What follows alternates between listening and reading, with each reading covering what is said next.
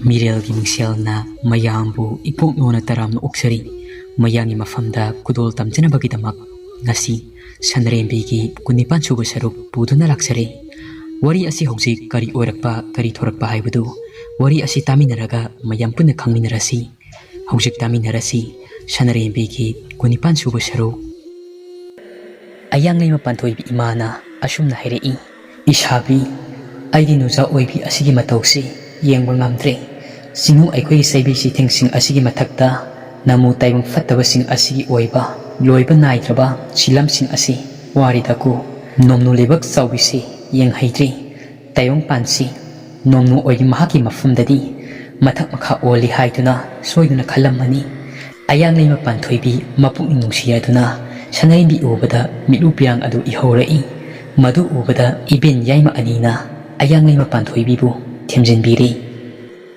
ꯃꯃꯤ ꯅꯠꯇꯅ ꯍꯟꯅ ꯌꯦꯡꯕꯗ ꯀꯅꯥꯃꯠꯇ ꯎꯗ꯭ꯔꯤ ꯍꯥꯏꯗꯨꯅ ꯇꯥꯂꯣꯏ ꯑꯅꯤ ꯑꯗꯨꯅꯁꯨ ꯑꯌꯥꯡꯂꯩꯃꯒꯤ ꯃꯤꯆꯪ ꯆꯪꯗꯨꯅ ꯏꯕꯨꯙꯧ ꯊꯥꯡꯖꯤꯡꯗ ꯋꯥꯀꯠꯂꯤ ꯏꯕꯨꯙꯧ ꯃꯣꯏꯔꯥꯡ ꯊꯥꯡꯖꯤꯡꯅ ꯃꯣꯃꯣꯟ ꯅꯣꯛꯏ ꯃꯁꯥꯅꯧ ꯇꯥꯂꯣꯏ ꯑꯍꯨꯝꯒꯤ ꯃꯇꯧ ꯑꯗꯨ ꯌꯦꯡꯂꯒ ꯈꯣꯏꯔꯣ ꯃꯣꯃꯣꯟ ꯃꯤꯅꯣꯛ ꯑꯃꯒ ꯂꯣꯏꯅꯅ ꯑꯁꯨꯝꯅ ꯍꯥꯏꯔꯛꯏ ꯀꯥꯎꯔꯕ꯭ꯔꯥ ꯅꯈꯣꯏꯕꯨ ꯊꯥꯡꯖꯤꯡ ꯑꯩꯅ ꯁꯥꯟꯅꯈꯤꯕ ꯈꯝꯕ ꯊꯣꯏꯕꯤ ꯑꯅꯤꯒꯤ ꯂꯥꯡꯒꯣꯜ ꯂꯪꯗꯥꯏ ꯃꯣꯏꯔꯥꯡ ꯀꯨꯝꯍꯩ ꯑꯗꯣ ꯅꯤꯡꯁꯤꯡꯂꯤꯕ꯭ꯔꯥ ꯏꯕꯦꯟꯊꯧ ꯑꯍꯨꯝꯅ ꯆꯞ ꯃꯥꯟꯅꯅ ꯉꯥꯛꯄꯤꯒꯅꯤꯗꯣ ꯂꯥꯏꯅꯤꯡꯊꯧ ꯅꯁꯥꯅꯧ ꯑꯩꯈꯣꯏꯗꯤ ꯑꯀꯥꯎ ꯄꯔꯩꯆꯟ ꯍꯧꯈꯤꯕ ꯋꯥꯔꯤꯕꯨ ꯀꯥꯎꯔꯦꯗꯣ ꯏꯕꯨꯙꯧ ꯃꯣꯏꯔꯥꯡ ꯊꯥꯡꯖꯤꯡꯅ ꯑꯁꯨꯝꯅ ꯑꯃꯨꯛ ꯍꯥꯏꯔꯛꯏ ꯑꯩ ꯍꯥꯏꯒꯦ ꯏꯁꯥꯅꯧ ꯃꯨꯟꯅ ꯇꯥꯔꯨ ꯍꯧꯈꯤꯕ ꯋꯥꯔꯤꯕꯨ ꯂꯤꯔꯛꯈꯤ ꯊꯥꯡꯖꯤꯡ ꯑꯩꯒꯤ ꯀꯨꯝꯍꯩ ꯈꯝꯕ ꯊꯣꯏꯕꯤ ꯃꯍꯥꯛꯊꯛꯇ ꯁꯤꯡꯎ ꯑꯩꯒꯤ ꯂꯩ ꯂꯥꯡꯕꯗꯣ ꯊꯥꯡꯖꯤꯡ ꯑꯩꯒꯤ ꯍꯔꯥꯎꯕꯗ ꯈꯝꯕ ꯅꯣꯡꯕꯥꯟ ꯑꯅꯤꯅ ꯃꯇꯝ ꯑꯗꯨꯗ ꯊꯥꯡꯖꯤꯡ ꯑꯩꯒꯤ ꯏꯐꯝꯗ ꯑꯉꯣꯝ ꯅꯣꯡꯕꯥꯟ ꯀꯣꯡꯌꯥꯟꯕꯅ ꯂꯥꯡꯈꯤꯕ ꯆꯤꯡꯌꯦꯟ ꯂꯩꯔꯥꯡ ꯑꯗꯣ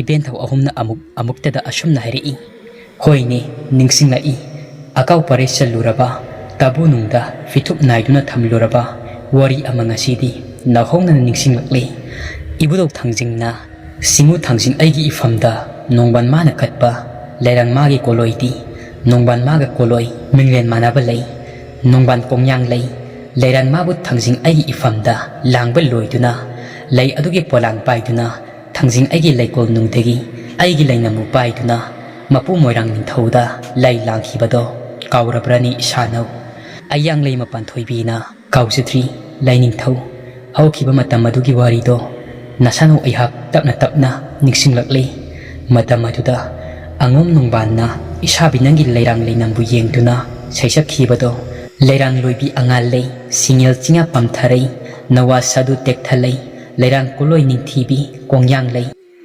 ꯀꯣꯏꯔꯦ ꯂꯩꯃꯅ ꯑꯃꯨꯛ ꯑꯁꯨꯝꯅ ꯍꯥꯏꯔꯛꯏ ꯃꯄꯨ ꯃꯣꯏꯔꯥꯡ ꯅꯤꯡꯊꯧ ꯑꯃꯗꯤ ꯆꯤꯡꯈꯨꯕꯗ ꯂꯩ ꯂꯥꯡꯕ ꯂꯣꯏꯔꯗꯨꯅ ꯄꯥꯅ ꯈꯨꯗꯞ ꯂꯥꯜꯂꯛꯄ ꯑꯗꯨ ꯄꯥꯏꯔꯗꯨꯅ ꯇꯌꯨꯝ ꯅꯣꯡꯕꯥꯟꯅ ꯃꯣꯏꯔꯥꯡ ꯊꯣꯏꯕꯤ ꯅꯥꯛꯇ ꯂꯩ ꯄꯣꯂꯥꯡ ꯑꯗꯨ ꯄꯥꯏꯗꯨꯅ ꯆꯪꯉꯛꯄ ꯎꯕꯗ ꯁꯦꯅꯨꯕꯨ ꯌꯦꯡꯂꯒ ꯊꯣꯏꯕꯤ ꯃꯥꯅ ꯍꯥꯏꯈꯤꯕꯗꯥꯏ ꯅꯨꯡꯁꯤꯗꯕ ꯈꯨꯠꯇꯒꯤ ꯂꯩꯔꯥꯡ ꯀꯔꯝ ꯂꯧꯁꯤꯒꯤ ꯂꯧꯅꯤꯡꯗꯦꯗꯀꯣ ꯑꯩꯍꯥꯛꯇꯤ ꯁꯦꯅꯨ ꯊꯣꯏꯕꯤ ꯑꯅꯤ ꯋꯥ ꯇꯥꯅꯈꯤꯕꯗꯣ ꯀꯥꯎꯗ꯭ꯔꯤꯗꯣ ꯂꯥꯏꯅꯤꯡꯊꯧ ꯃꯗꯨ ꯊꯣꯡꯅꯥꯡ ꯂꯩꯃꯅ ꯑꯃꯨꯛ ꯑꯁꯨꯝꯅ ꯍꯥꯏꯔꯛꯏ ꯍꯥꯏꯅꯔꯤꯉꯩ ꯇꯟꯖꯥ ꯑꯗꯨꯗ ꯑꯉꯣꯝ ꯅꯣꯡꯕꯥꯟ ꯂꯩ ꯄꯣꯂꯥꯡ ꯄꯥꯏꯗꯨꯅ ꯆꯪꯉꯛꯄꯗ ꯊꯣꯏꯕꯤ ꯃꯥꯅ ꯅꯣꯡꯕꯥꯟꯒꯤ ꯂꯩꯔꯥꯡ ꯑꯗꯨ ꯄꯥꯝꯗ꯭ꯔꯗꯨꯅ ꯏꯁꯥꯕꯤ ꯅꯪꯒꯤ ꯂꯩꯅꯝꯅꯤ ꯍꯥꯏꯕꯁꯤ ꯀꯥꯎꯈꯤꯗꯨꯅ ꯅꯨꯡꯁꯤꯗꯕꯅ ꯃꯥꯡꯊꯥ ꯅꯣꯡꯕꯥꯟ ꯈꯨꯠꯅ ꯄꯤꯕ ꯂꯩ ꯑꯗꯨꯕꯨ ꯄꯥꯝꯗ꯭ꯔꯗꯨꯅ ꯊꯣꯏꯕꯤ ꯃꯥꯅ ꯊꯩꯗꯣꯛꯅꯕ ꯀꯤꯒꯦ ꯃꯤꯌꯥꯝ ꯄꯨꯝꯕ ꯊꯨꯡꯅꯕ ꯍꯥꯟꯅ ꯌꯦꯡꯕꯤꯔꯝꯈꯣ ꯑꯩꯒꯤꯗꯤ ꯀꯣꯟꯅ ꯊꯨꯡꯂꯕꯁꯨ ꯌꯥꯏ ꯑꯁꯤ ꯍꯥꯏꯔꯛꯄꯗ ꯑꯉꯣꯝ ꯅꯣꯡꯕꯥꯟꯅ ꯍꯔꯥꯎꯖꯈꯤꯕ ꯑꯗꯣ ꯊꯣꯏꯕꯤ ꯃꯥꯅ ꯀꯤꯒꯦ ꯃꯤꯌꯥꯝ ꯃꯃꯥꯡꯗ ꯅꯣꯡꯕꯥꯟꯕꯨ ꯃꯥꯏ ꯆꯣꯞꯍꯟꯅꯤꯡꯗꯨꯅ ꯇꯧꯔꯤꯕꯅꯤ ꯅꯣꯡꯕꯥꯟ ꯃꯥꯅ ꯌꯥꯝꯈ꯭ꯔꯕ ꯂꯩ ꯃꯌꯥꯝ ꯑꯃ ꯂꯩꯔꯤ ꯍꯥꯏꯔꯛꯄꯗ ꯀꯤꯒꯦ ꯃꯤꯌꯥꯝ ꯄꯨꯝꯕ ꯌꯦꯟꯕ ꯊꯨꯡꯒꯅꯤ ꯍꯥꯏꯔꯕꯗ ꯊꯣꯏꯕꯤ ꯃꯥꯅ ꯈꯔ ꯌꯥꯝꯅ ꯄꯤꯔꯝꯃꯨ ꯃꯣꯂꯥꯡ ꯑꯃꯗ ꯇꯨꯖꯒꯤ ꯅꯤꯡꯉꯣꯜ ꯑꯣꯏꯕꯤ ꯈꯥꯡꯖꯒꯤ ꯃꯍꯥꯛꯀꯤ ꯋꯥꯍꯩ ꯑꯗꯨ ꯇꯥꯕꯗ ꯅꯣꯡꯕꯥꯟꯅ ꯂꯩꯔꯥꯡ ꯈꯨꯕꯥꯝ ꯈꯨꯕꯥꯝ ꯍꯥꯞꯈꯤꯕꯗꯥꯏꯗꯣ ꯏꯕꯨꯙꯧ ꯃꯣꯏꯔꯥꯡ ꯊꯥꯡꯖꯤꯡꯅ ꯃꯁꯥꯅ ꯇꯥꯂꯣꯏ ꯑꯍꯨꯝꯅ ꯑꯀꯥꯎ ꯄꯔꯩ ꯆꯟꯈ꯭ꯔꯕ ꯋꯥꯔꯤ ꯑꯗꯨꯕꯨ ꯅꯤꯡꯁꯤꯡꯂꯛꯄꯗ ꯃꯣꯃꯣꯟ ꯅꯣꯛꯏ ꯃꯁꯥꯅꯧ ꯑꯍꯨꯝꯅ ꯃꯊꯪ ꯃꯅꯥꯎ ꯅꯥꯏꯅ ꯂꯩ ꯄꯔꯦꯡ ꯂꯦꯡꯕꯒꯨꯝꯅ ꯁꯛꯄꯒꯤ ꯂꯣꯏꯕ ꯅꯥꯏꯗ꯭ꯔꯕ ꯊꯥꯕꯒꯤ ꯂꯣꯏꯕ ꯅꯥꯏꯗ꯭ꯔꯕ ꯊꯥꯡꯖꯤꯡ ꯃꯥꯒꯤ ꯀꯨꯝꯍꯩꯕꯨ ꯁꯩꯊꯥꯔꯛꯄꯗ ꯍꯔꯥꯎꯕꯅ ꯂꯣꯏꯔꯤ ꯑꯌꯥꯡꯂꯩꯃ ꯄꯥꯟꯊꯣꯏꯕꯤ ꯏꯃꯥꯅ ꯑꯃꯨꯛ ꯑꯁꯨꯝꯅ ꯍꯥꯏꯔꯛꯏ ꯊꯣꯏꯕꯤ ꯃꯥꯅ ꯅꯣꯡꯕꯥꯟ ꯃꯥꯅ ꯄꯤꯔꯝꯕ ꯂꯩꯔꯥꯡꯁꯤꯡ ꯑꯗꯨ ꯎꯕꯗ ꯄꯥꯝꯗꯕꯅ ꯄꯤꯔꯝꯕ ꯂꯩꯔꯥꯡꯁꯤꯡ ꯑꯁꯤꯗꯤ ꯄꯥꯝꯖꯗꯦ ꯑꯁꯤ ꯍꯥꯏꯗꯨꯅ ꯅꯤꯡꯉꯣꯜ ꯃꯥꯅ ꯐꯝꯂꯤꯕ ꯐꯤꯗꯥ ꯑꯗꯨꯒꯤ ꯇꯨꯡ ꯑꯗꯨꯗ ꯂꯥꯏꯅꯤꯡꯊꯧ ꯅꯍꯥꯛꯀꯤ ꯂꯩꯔꯥꯡ ꯂꯩꯃꯟꯕꯨ ꯑꯐ-ꯐꯠꯇ ꯈꯟꯊꯍꯧꯗ ꯍꯨꯟꯗꯣꯛꯈꯤꯕꯗꯥꯏꯗꯣ ꯋꯥꯡꯂꯦꯟ ꯑꯗꯨꯗ ꯏꯁꯥꯕꯤ ꯅꯍꯥꯛꯅ ꯎꯈꯤꯕ ꯑꯁꯥꯎ ꯈꯝꯕꯤ ꯃꯩꯍꯧꯅ ꯊꯣꯏꯕꯤ ꯃꯥꯕꯨ ꯆꯩꯕꯤ ꯆꯩꯊꯦꯡ ꯄꯤꯈꯤꯕ ꯏꯕꯨꯙꯧ ꯃꯣꯏꯔꯥꯡ ꯊꯥꯡꯖꯤꯡꯅ ꯑꯃꯨꯛ ꯑꯁꯨꯝꯅ ꯍꯥꯏꯔꯛꯏ꯫ ꯊꯥꯡꯖꯤꯡ ꯑꯩꯒꯤ ꯂꯩꯔꯥꯡ ꯂꯩꯃꯟꯕꯨ ꯊꯣꯏꯕꯤ ꯃꯥꯅ ꯂꯠꯅꯔꯕꯗ ꯀꯦꯒꯦ ꯅꯣꯡꯕꯥꯟ ꯀꯣꯡꯌꯥꯟꯕ ꯃꯍꯥꯛꯅ ꯇꯣꯞꯅ ꯄꯤꯔꯝꯕ ꯂꯩꯔꯥꯡ ꯑꯍꯨꯝ ꯑꯗꯨꯒ ꯅꯥꯆꯣꯡ ꯃꯁꯤꯡ ꯑꯃꯒ ꯄꯥꯔꯕꯗ ꯂꯣꯏꯗꯥꯝ ꯊꯥꯕꯨꯝ ꯑꯃꯒ ꯌꯩꯅ ꯊꯥꯕꯨꯝ ꯑꯃꯕꯨ ꯄꯨꯟꯅ ꯁꯤꯠꯅꯕ ꯑꯣꯏꯌꯨ ꯅꯨꯡꯁꯤ ꯃꯩꯆꯥꯛ ꯈꯥꯡꯉꯨ ꯑꯁꯤ ꯍꯥꯏꯗꯨꯅ ꯊꯣꯏꯕꯤ ꯃꯥꯕꯨ ꯀꯥꯕꯣ ꯁꯤꯡꯕꯤ ꯃꯔꯩꯄꯨꯡꯗ ꯂꯣꯏꯗꯥꯝ ꯊꯥꯖ ꯑꯍꯨꯝ ꯂꯩꯕ ꯇꯥꯈꯤꯕꯗꯣ ꯑꯩꯒꯤ ꯆꯩꯕꯤ ꯆꯩꯊꯦꯡꯅꯤꯗꯣ ꯏꯁꯥꯅꯧ ꯃꯇꯧ ꯑꯁꯨꯝꯅ ꯅꯨꯖꯥ ꯑꯣꯏꯕꯤ ꯑꯁꯤꯒꯤ ꯄꯜꯂꯤ ꯃꯃꯥꯅ ꯆꯤꯡꯉꯨ ꯂꯥꯌꯦꯛ ꯋꯥꯐꯜ ꯌꯥꯎꯕ ꯀꯌꯥꯕꯨ ꯈꯝꯕꯤ ꯃꯌꯨꯝꯗ ꯂꯪꯁꯤꯜꯂꯨꯕꯅ ꯑꯗꯨꯛ ꯑꯋꯥ ꯄꯔꯩꯀꯤꯁꯤ ꯊꯥꯡꯕꯅꯤꯗꯣ ꯑꯗꯨꯕꯨ ꯏꯁꯥꯅꯧ ꯑꯍꯨꯝꯃꯛ ꯇꯥꯖꯧ ꯆꯤꯡꯉꯨ ꯊꯥꯡꯖꯤꯡ ꯑꯩꯅ ꯅꯨꯖꯥ ꯑꯣꯏꯕ ꯃꯥꯒꯤ ꯃꯔꯥꯏꯕꯛ ꯑꯁꯤ ꯁꯣꯏꯗꯅ ꯂꯦꯞꯀꯅꯤꯗꯣ ꯏꯄꯥꯛ ꯏꯌꯥꯏ ꯊꯛꯇ ꯏꯔꯥꯛꯅꯔꯤꯕ ꯑꯁꯤ ꯍꯤꯃꯥꯏ ꯆꯨꯝꯕ ꯉꯝꯗ꯭ꯔꯤꯕ ꯑꯁꯤ ꯋꯥ ꯑꯁꯤ ꯍꯥꯏꯔꯛꯄꯗ ꯑꯌꯥꯡꯂꯩꯃ ꯄꯥꯟꯊꯣꯏꯕꯤ ꯏꯃꯥꯁꯨ ꯍꯔꯥꯎꯕꯅ ꯂꯣꯏꯔꯤ꯫ ꯑꯁꯨꯝꯅ ꯁꯅꯔꯦꯝꯕꯤ ꯏꯕꯨꯙꯧ ꯃꯣꯏꯔꯥꯡ ꯊꯥꯡꯖꯤꯡꯗ ꯀꯠꯄ ꯍꯩꯔꯥꯡ ꯂꯩꯔꯥꯡꯁꯤꯡ ꯑꯗꯨ ꯈꯣꯡꯅ ꯈꯨꯠꯅ ꯁꯣꯛꯈꯤꯅꯤ ꯃꯇꯥꯒꯨꯝ ꯌꯥꯝꯅ ꯆꯦꯛꯁꯤꯟꯅ ꯁꯦꯟꯅꯖꯗꯨꯅ ꯌꯦꯟꯗꯥꯏ ꯃꯆꯥ ꯑꯗꯨꯗ ꯍꯥꯞꯇꯨꯅ ꯃꯌꯨꯝ ꯌꯧꯅꯕ ꯂꯥꯛꯏ꯫ ꯐꯥꯝꯗ ꯇꯥꯗꯨꯅ ꯂꯩꯔꯤꯕ ꯃꯄꯥꯗ ꯂꯥꯏꯒꯤ ꯍꯩꯔꯥꯡ ꯑꯗꯨ ꯄꯤꯖꯔꯦ꯫ ꯑꯗꯨꯕꯨ ꯅꯥꯗꯨꯅ ꯐꯝꯗ ꯌꯥꯇꯥꯗꯨꯅ ꯂꯩꯔꯤꯕꯤ ꯄꯥꯛꯄꯤꯗꯤ ꯁꯨꯛꯇꯣꯛꯄꯒ ꯄꯩꯊꯣꯛꯄꯒ ꯍꯧꯖꯤꯛ ꯐꯥꯎꯕ ꯑꯗꯨꯃꯛ ꯇꯧꯔꯤ꯫ ꯃꯍꯧ ꯄꯨꯕ ꯂꯤꯟꯒꯨꯝꯅ ꯄꯥꯛꯄꯤꯗꯤ ꯍꯧꯖꯤꯛ ꯐꯥꯎꯕ ꯄꯨꯛꯆꯦꯜ ꯑꯗꯨ ꯈꯖꯤꯛ ꯍꯣꯡꯗ꯭ꯔꯤ ꯑꯗꯨꯃꯛ ꯄꯤꯛꯁꯜꯂꯤ꯫ ꯃꯍꯥꯛꯀꯤ ꯋꯥꯈꯜ ꯄꯨꯛꯅꯤꯡꯁꯨ ꯃꯍꯥꯛꯀꯤ ꯑꯁꯤꯒꯨꯝꯕ ꯄꯨꯛꯆꯦꯜ ꯑꯁꯤꯅꯁꯨ ꯃꯔꯝ ꯑꯣꯏꯔꯒ ꯏꯁꯣꯔ ꯃꯥꯅꯁꯨ ꯆꯥꯡꯌꯦꯡ ꯑꯃ ꯇꯧꯔꯤꯕꯅꯤ꯫ ꯃꯍꯥꯛꯄꯨ ꯅꯍꯥꯟꯅ ꯃꯍꯥꯛꯀꯤ ꯑꯅꯥꯕ ꯑꯁꯤ ꯍꯦꯟꯅ ꯐꯍꯟꯕ ꯌꯥꯔꯕꯅꯤ꯫ ꯑꯗꯨꯕꯨ ꯃꯍꯥꯛꯀꯤ ꯌꯣꯡꯂꯩ ꯃꯤꯂꯩ ꯅꯥꯏꯕ ꯑꯆꯥꯟ ꯃꯤꯔꯩ ꯅꯥꯏꯕ ꯄꯥꯛꯄꯤꯒꯤ ꯄꯨꯛꯆꯦꯜ ꯑꯁꯤꯅ ꯆꯤꯡꯉꯨ ꯃꯥꯅ ꯎꯗꯨꯅ ꯍꯦꯟꯅ ꯑꯋꯥꯐꯝꯗ ꯇꯥꯍꯟꯕꯅꯤ꯫ ꯋꯥꯉꯝꯕꯁꯨ ꯍꯔꯥꯎ ꯍꯔꯥꯎꯅ ꯆꯤꯡꯉꯨ ꯊꯥꯡꯖꯤꯡꯗ ꯀꯠꯄ ꯍꯩꯔꯥꯡ ꯑꯗꯨ ꯆꯥꯔꯒ ꯑꯋꯥꯕ ꯀꯣꯛꯆꯔꯒꯦ ꯍꯥꯏꯅ ꯃꯕꯨꯛꯅꯤꯡꯗ ꯅꯤꯡꯖꯔꯝꯃꯤ꯫ ꯅꯨꯃꯤꯠ ꯑꯗꯨꯒꯤ ꯅꯨꯃꯤꯗꯥꯡ ꯋꯥꯏꯔꯝꯅꯤ꯫ ꯃꯍꯧꯁꯥꯒꯨꯝ ꯊꯝꯕꯧꯁꯨ ꯋꯥꯉꯝꯕ ꯍꯣꯏꯗ ꯂꯥꯛꯑꯝꯃꯤ꯫ ꯑꯔꯩ ꯂꯩꯇ ꯍꯪꯂꯝꯃꯤ꯫ ꯃꯇꯥꯎꯒꯤꯅꯤ ꯆꯥꯅꯕ ꯍꯥꯏꯗꯨꯅ ꯆꯥꯕ ꯌꯥꯕ ꯍꯩ ꯑꯍꯥꯎ ꯑꯊꯨꯝ ꯈꯔ ꯑꯃꯁꯨ ꯄꯨꯔꯛꯂꯝꯃꯤ꯫ ꯑꯗꯨꯝꯅ ꯑꯋꯥ ꯅꯨꯡꯉꯥꯏ ꯋꯥꯔꯤ ꯀꯌꯥ ꯑꯃꯁꯨ ꯁꯥꯟꯅꯔꯝꯃꯤ꯫ ꯃꯥꯏꯕ ꯃꯪꯒꯤꯁꯨ ꯑꯅꯥꯕ ꯂꯥꯌꯦꯡꯕ ꯂꯥꯛꯂꯤꯕꯅꯤ ꯍꯥꯏꯗꯨꯅ ꯂꯥꯛꯑꯝꯃꯤ꯫ ꯄꯥꯛꯄꯤ ꯑꯃꯗꯤ ꯋꯥꯉꯝꯕꯒꯤ ꯈꯨꯗꯥꯡ ꯃꯤꯍꯨꯜ ꯑꯗꯨ ꯄꯥꯏꯗꯨꯅ ꯌꯦꯡꯉꯤ꯫ ꯑꯗꯨꯒ ꯏꯁꯤꯡ ꯈꯨꯖꯥꯏ ꯑꯆꯧꯕ ꯑꯃꯗ ꯏꯁꯤꯡ ꯈꯔ ꯁꯣꯜꯂꯒ ꯄꯤꯊꯛꯂꯝꯃꯤ꯫ ꯂꯥꯌꯦꯡꯂꯦ ꯍꯥꯏꯖꯕꯇꯅꯤ ꯃꯃꯤꯠ ꯑꯅꯤ ꯑꯗꯨꯗꯤ ꯁꯅꯔꯦꯝꯕꯤꯕꯨ ꯀꯤꯔꯨꯞ ꯀꯤꯔꯨꯞ ꯌꯦꯡꯂꯤ꯫ ꯁꯅꯔꯦꯝꯕꯤꯕꯨ ꯎꯕ ꯈꯨꯗꯤꯡ ꯃꯁꯥ ꯄꯨꯝꯕ ꯑꯗꯨ ꯄꯪꯊꯔꯤ꯫ ꯍꯩꯔꯥꯡ ꯆꯥꯃꯤꯟꯅꯅꯤꯡꯉꯤ ꯂꯩꯔꯥꯡ ꯆꯤꯃꯤꯟꯅꯅꯤꯡꯉꯤ ꯅꯨꯡꯁꯤ ꯋꯥꯔꯤ ꯀꯌꯥ ꯑꯃꯁꯨ ꯁꯥꯟꯅꯅꯤꯡꯉꯝꯃꯤ꯫ ꯑꯗꯨꯕꯨ ꯃꯇꯥꯡ ꯑꯗꯨꯗ ꯄꯥꯡꯒꯜ ꯊꯣꯛꯂꯨꯕ ꯌꯥꯕ ꯃꯇꯥꯡ ꯑꯣꯏꯔꯝꯗꯦ꯫ ꯁꯅꯔꯦꯝꯕꯤꯁꯨ ꯉꯁꯤꯗꯤ ꯃꯇꯥꯡ ꯆꯥꯔꯦ ꯈꯟꯗꯨꯅ ꯏꯕꯣꯃꯩꯆꯧ ꯕꯣꯔꯃꯅꯤꯅ ꯍꯤꯡꯂꯤꯉꯩꯒꯤ ꯃꯇꯝꯗ ꯃꯃꯥꯒꯤ ꯈꯌꯣꯝ ꯑꯁꯤ ꯂꯥꯛꯂꯒ ꯐꯒꯅꯤ ꯍꯥꯏꯕ ꯑꯗꯨ ꯀꯥꯡꯊꯣꯛꯂꯒꯦ ꯈꯟꯅ ꯃꯥꯏꯕ ꯃꯪꯒꯤꯒꯤ ꯃꯐꯝꯗ ꯍꯥꯏꯔꯛꯏ꯫ ꯁꯅꯔꯦꯝꯕꯤꯅ ꯑꯣꯖꯥ ꯃꯥꯏꯕ ꯊꯛꯁꯤ ꯂꯤꯛꯂꯥꯡ ꯀꯥꯏ ꯊꯛꯁꯤ ꯈꯥꯁꯤ ꯈꯪꯗꯦ ꯍꯥꯏꯅꯁꯨ ꯈꯟꯕꯤꯒꯅꯨ꯫ ꯑꯩꯒꯤ ꯄꯨꯛꯅꯤꯡꯗ ꯆꯤꯡꯅꯔꯤꯕ ꯑꯁꯤ ꯀꯣꯛꯅꯕ ꯑꯣꯖꯥꯅ ꯏꯃꯥꯒꯤꯗꯃꯛ ꯈꯌꯣꯝ ꯑꯃꯇꯗꯤ ꯏꯕꯨꯙꯧ ꯊꯥꯡꯖꯤꯡ ꯃꯥꯅ ꯍꯔꯥꯎꯔꯤꯕ ꯑꯁꯤꯒꯤ ꯃꯅꯨꯡꯗ ꯑꯃꯨꯛꯇꯗꯤ ꯂꯥꯛꯊꯣꯛꯄꯤꯌꯨ꯫ ꯁꯅꯔꯦꯝꯕꯤꯒꯤ ꯋꯥ ꯑꯗꯨ ꯇꯥꯕꯗ ꯃꯥꯏꯕ ꯃꯪꯒꯤ ꯈꯧꯇꯛ ꯆꯥꯏ꯫ ꯈꯌꯣꯝ ꯑꯁꯤ ꯂꯥꯛꯂꯕꯗꯤ ꯄꯥꯛꯄꯤꯒꯤ ꯑꯅꯥꯕ ꯑꯁꯤ ꯁꯣꯏꯗꯅ ꯐꯈꯤꯅꯤ꯫ ꯑꯗꯨꯅ ꯂꯥꯛꯄꯗꯤ ꯌꯥꯗꯦ꯫ ꯑꯗꯨꯕꯨ ꯁꯅꯔꯦꯝꯕꯤꯒꯤ ꯄꯨꯛꯅꯤꯡꯗ ꯆꯤꯡꯅꯔꯤꯕ ꯑꯁꯤ ꯀꯣꯛꯅꯕ ꯈꯌꯣꯝ ꯑꯁꯤ ꯂꯥꯛꯇꯕꯗꯤ ꯌꯥꯔꯔꯣꯏ꯫ ꯐꯔꯦ ꯑꯗꯨꯗꯤ ꯑꯩ ꯈꯌꯣꯝ ꯑꯁꯤ ꯃꯃꯤꯡꯇꯒꯤ ꯑꯣꯏꯅ ꯂꯥꯛꯂꯒꯦ꯫ ꯃꯤꯆꯝ ꯃꯈꯣꯏꯅ ꯃꯥꯏꯕ ꯑꯩꯈꯣꯏꯒꯤ ꯁꯤꯟꯊꯥ ꯑꯁꯤ ꯈꯪꯕ ꯅꯠꯇꯦ꯫ ꯑꯗꯨꯅ ꯄꯣꯠꯂꯝ ꯆꯩꯔꯝ ꯑꯁꯤ ꯁꯨꯗꯅ ꯂꯥꯡꯂꯒꯦ꯫ ꯂꯥꯏꯔꯣꯟ ꯑꯃꯠꯇ ꯌꯥꯎꯗ ꯂꯥꯏꯖ ꯏꯔꯣꯜ ꯅꯨꯡꯗ ꯆꯤꯟꯗ ꯈꯔ ꯁꯣꯟꯖꯤꯜꯂꯒ ꯍꯦꯛꯇ ꯊꯥꯗꯈ꯭ꯔꯒ ꯂꯣꯏꯔꯦ꯫ ꯑꯗꯨ ꯑꯣꯏꯔꯕꯗꯤ ꯃꯃꯥꯒꯤ ꯑꯅꯥꯕ ꯑꯁꯤ ꯐꯔꯔꯣꯏ꯫ ꯑꯗꯨ ꯑꯣꯏꯔꯕꯗꯤ ꯑꯩꯁꯨ ꯆꯣꯞꯂꯔꯣꯏ꯫ ꯈꯌꯣꯝ ꯑꯁꯤ ꯂꯥꯏꯅꯁꯨ ꯂꯧꯗ꯭ꯔꯕꯅꯤꯅ ꯏꯕꯣꯃꯩꯆꯧ ꯕꯣꯔꯃꯅꯤꯅ ꯍꯥꯏꯔꯝꯕꯁꯤꯡ ꯑꯗꯨ ꯁꯣꯏꯗꯅ ꯑꯔꯥꯟꯕ ꯇꯥꯔꯒꯅꯤ꯫ ꯈꯪꯅꯤꯗꯅ ꯑꯩ ꯑꯃꯨꯛ ꯀꯨꯝꯍꯩ ꯇꯧꯈꯤꯕ꯫ ꯃꯥꯏꯕ ꯃꯪꯒꯤꯁꯨ ꯈꯟꯕ ꯌꯥꯕ ꯈꯜꯂꯒ ꯌꯥꯝꯅ ꯍꯩꯁꯤꯡꯅ ꯁꯦꯝ ꯁꯥꯗꯨꯅ ꯑꯁꯨꯝꯅ ꯍꯥꯏꯔꯛꯏ꯫ ꯌꯥꯏ ꯌꯥꯏ ꯀꯩꯁꯨ ꯀꯥꯏꯗꯦ꯫ ꯄꯨꯛꯅꯤꯡꯗ ꯆꯤꯡꯅꯔꯤꯕ ꯑꯗꯨ ꯀꯣꯛꯅꯕ ꯈꯌꯣꯝ ꯑꯁꯤ ꯍꯧꯖꯤꯛꯃꯛ ꯂꯥꯛꯊꯣꯛꯂꯁꯤ꯫ ꯅꯨꯃꯤꯗꯥꯡ ꯋꯥꯏꯔꯝꯒ ꯑꯣꯏꯔꯦ ꯆꯞ ꯆꯥꯔꯦ ꯃꯇꯝ ꯑꯁꯤ꯫ ꯃꯥꯏꯕ ꯃꯪꯒꯤꯒꯤ ꯋꯥ ꯑꯗꯨ ꯇꯥꯕꯗ ꯁꯅꯔꯦꯝꯕꯤ ꯋꯥꯉꯝꯕ ꯊꯝꯕꯧ ꯃꯣꯔꯥꯝꯕ ꯄꯥꯛꯄꯤ ꯃꯈꯣꯏ ꯂꯣꯏꯅꯃꯛ ꯍꯔꯥꯎꯔꯤ꯫ ꯊꯝꯕꯧꯗ ꯈꯌꯣꯝ ꯂꯥꯛꯄꯗ ꯆꯪꯕ ꯄꯣꯠꯂꯝꯁꯤꯡ ꯑꯗꯨ ꯊꯧꯔꯥꯡ ꯇꯧ ꯍꯥꯏꯗꯨꯅ ꯁꯤꯜ ꯂꯥꯡꯍꯜꯂꯤ꯫ ꯄꯣꯠꯂꯝꯁꯤꯡ ꯑꯗꯨ ꯁꯤꯟꯕ ꯂꯥꯡꯕ ꯂꯣꯏꯔꯗꯨꯅ ꯏꯔꯩꯃ ꯃꯉꯣꯟꯗ ꯈꯌꯣꯝ ꯂꯥꯛꯅꯕ ꯏꯕꯨꯙꯧ ꯃꯣꯏꯔꯥꯡ ꯊꯥꯡꯖꯤꯡ ꯑꯃꯗꯤ ꯄꯥꯈꯪꯕꯕꯨ ꯇꯥꯏꯅꯕ ꯍꯥꯏꯗꯨꯅ ꯌꯥꯡꯀꯣꯛ ꯃꯊꯛꯇ ꯄꯣꯠꯂꯝꯁꯤꯡ ꯑꯗꯨ ꯐꯖꯅ ꯍꯥꯞꯄꯤꯔꯤ꯫ ꯑꯗꯨꯒ ꯂꯣꯛꯇꯥꯛ ꯈꯣꯡꯕꯥꯜ ꯇꯝꯅ Mayam Mangi, Sanarembi, Thambau, Makoi Ahum, Lokta Khungbal Tamna, Kumai, Lau Haiba Mangi ni, Machinda, Maron Kaya Amasu Soli, Matong Maring Kangdaba, Lairon Kaya Amasu, Lonchintuna, Kayom Adulai, Adubu, Lakliba Kayom Adu, Niyom Amata Sumdabana, Laising Aduna, Amata Lau Kitri, Mayam Mangi ka, Makoi Ahumsu, Yumlom da Karai, Mayam Mangi na, Aina Haibadunini. Hawjikti ay yarakta pop tarido ay pu may chawdu ahal matam oibana pengsoy haijabani akayom laklaga anaba asi paroi haibaduni adubu amaromda mayamna chingnariba adudi hawjikti kokledana Mayam Mangisu mayumda hankri Sanarembi wakhal yamna nungairamdi kayom laklabasu anaba fatraba aduda wabagi loiba naidaba Sanarembi punsi uda urai hakpagum thokri mahak hikna kappi Mama pa aniki anaba asida parabadi kanjarami nongma asumak hawkhibana ibudong Moirang thangjing harawgi tarani chanba numitni thabansu yamna fai kalengi tarani panba numitni kumsi kumja asigi jingu thangjing harawgi ningol tiba kayana jagoi khutek tamli leipak mara tapnaba ningthau mara setnaba maugi singda challaba kaya angang kaya thangjing leibung aduda jagoi khutek tamli Amaibi arubi charaibi setni khudak aduda amaibi sanglakpi nganu leima changai aduga asumna hairei matamdi a yaukre nangna asida maki semduna leiraboiri sakyen mingsin mangda thamduna kari matawno ibema ngasisi lairol saktuna ibudok thangsinggi lailoi ga dawribani kaurabra nangbo lairol sakpase haijil haurabadi faidana amaibi amu oiraga haitabase ikai ningaini Ngasaidigi kebabu hojik fawu loidriba asibu nangni oiroiko haibidi haisini amaibi arubina aikhoi imasima ngasaina keba loirabani aduda saman thongdo haptoida ngairabani saman thongdo haptrabadi miya mangda jagoi sabda phajararoi luribadi ima saman thongdo thiba khangdri mina phajabai henkhrakani ye nasa sibukni haibada miya mangda puthokpada mai oiroi ima amaibi nganu leimana adugi oiriko isana wariba ima leisidi isagi tamak imana samanthong pigani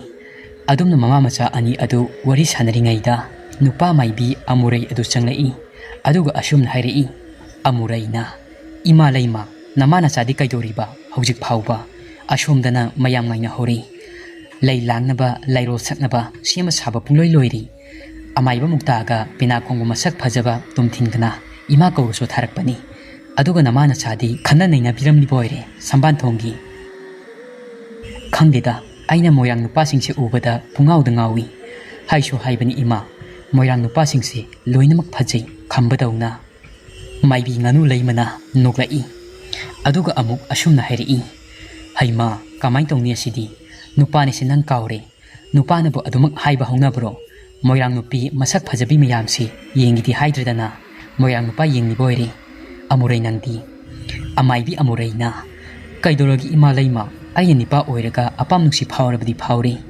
langumna pangakpa isai tingkhangnaga thamoida phawbu nungsiba asidi panthingumba nati amaibi amurai nupa maibi oijirabasu phajab nupa amatta mamita uba yadi apam nungsi phawbu heli mayam itatatana hai nang nupa oirambagi farabani nupi oiramlabadi nawa samagni pan naini wathok sawi soidana oigani asi haira phauba amaibi amuraidi mayamna haiba adu shauning lamdi lapkraba konthau jamdagi Moirang tana sahi khudingi ibudok thangjing harau yawba lai nipa maibi oijirabasu maibi amurai migi fatnaba thabakta tawdi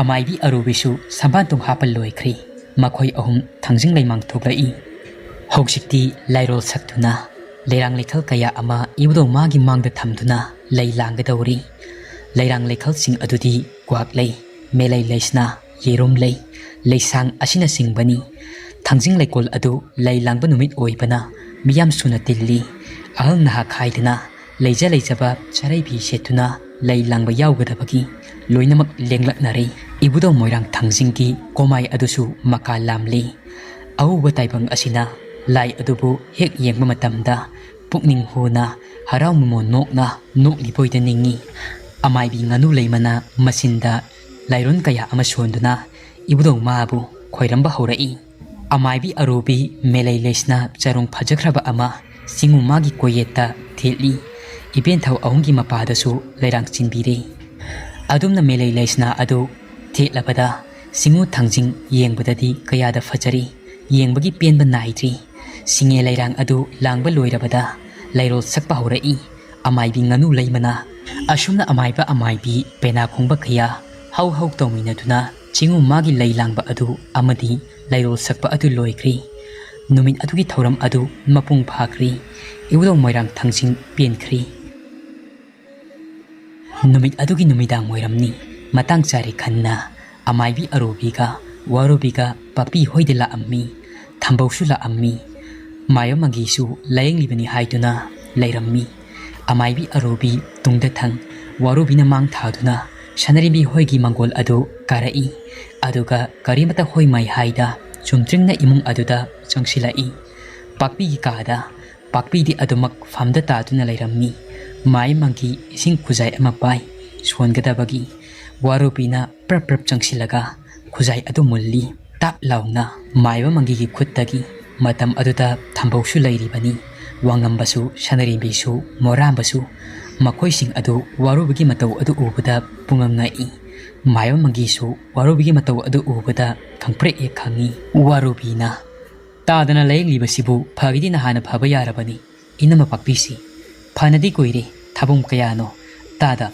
khotu amukta thektuna yengbiuni amukta pathokpiyo aidi tada se yamna haiboi ningdana imungsigi phanabani haiduna pusinjarakhibani phagadra haiduna tadana layeng libasi nahan makai tumina yengduna khanglak libani adubu ngasidi ai tumina leiraroi tumina leiduna khangba ngamdri tada inama pakpida natena tada wangambasu phamda taduna leiri kaino tadana tawbiri sibo tadagi sibu laingwa mansilaktrida arembada matam manganba male tada warubigi wa adu tabada mayam magi shawningmana loiri makhut masa adu prek thektuna khangi mamai mamit adu ngangsilai sauningman masa adu thakthangni i mayam mangi su phinkala inga sidi nahangai ga manadaba mawong amada mangina kaino warubi nangna tawrise mina tawga thabakta singthana daba tawganu aina tawribasi nang kari khangi nang haijaman badagi natra aina mafam asida laklaga makhoi bulaing khiba